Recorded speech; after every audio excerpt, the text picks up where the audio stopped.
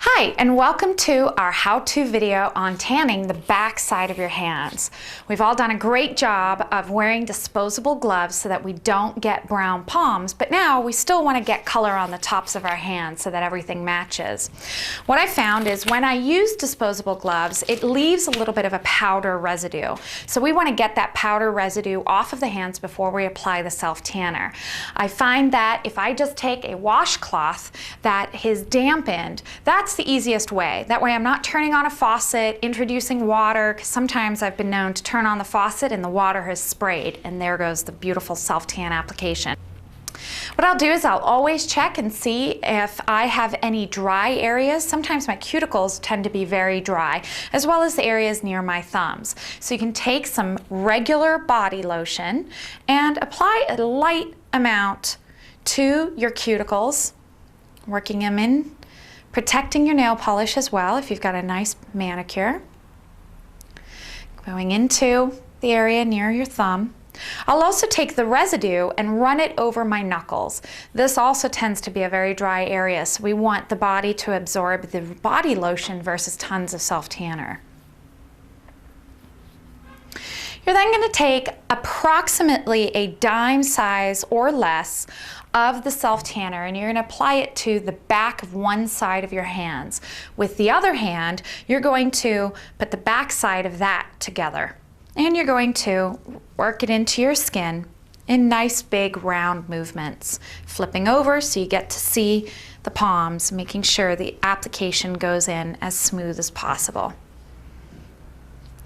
Now, it's important that we get into the webs of our fingers. These areas, when you open up your hands, we don't want bright white webs. So you're going to take the pinky side of your opposite hand of what you're going to use, and you're going to basically drag product from your top of your hands down into the webs of your fingers, nice and slow.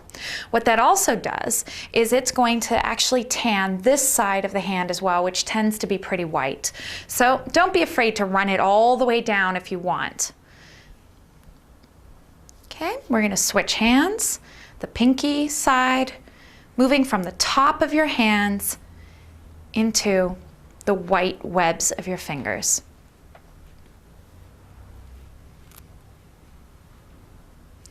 I then like to make sure that we have not forgotten this area as well. So I'll put my hands together and rub from side to side.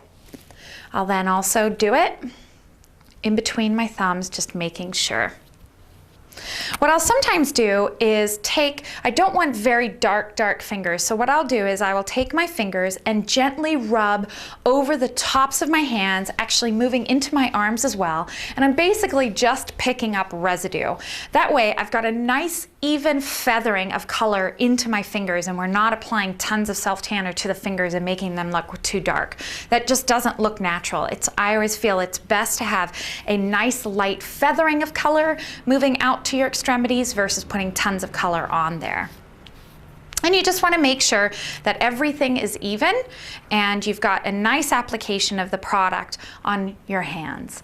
And that's how I do my hands. Nice and easy. You don't have to worry about product now on the palms of your hands, so you don't have to wash your hands again. If you do have a little bit of residue that you want to get off from the lotion, once again, you can just take your washcloth and wipe the residue off on the inside of your hands, and you're all set.